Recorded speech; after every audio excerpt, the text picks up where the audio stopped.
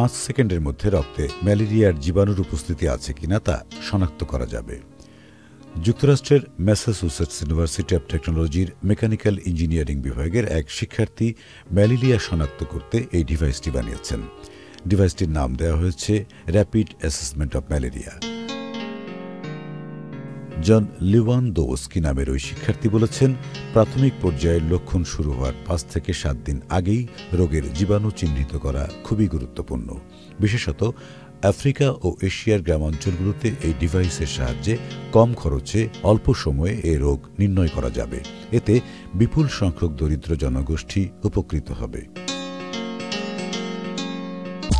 NRBC bank, সুখবর প্রতিদিন।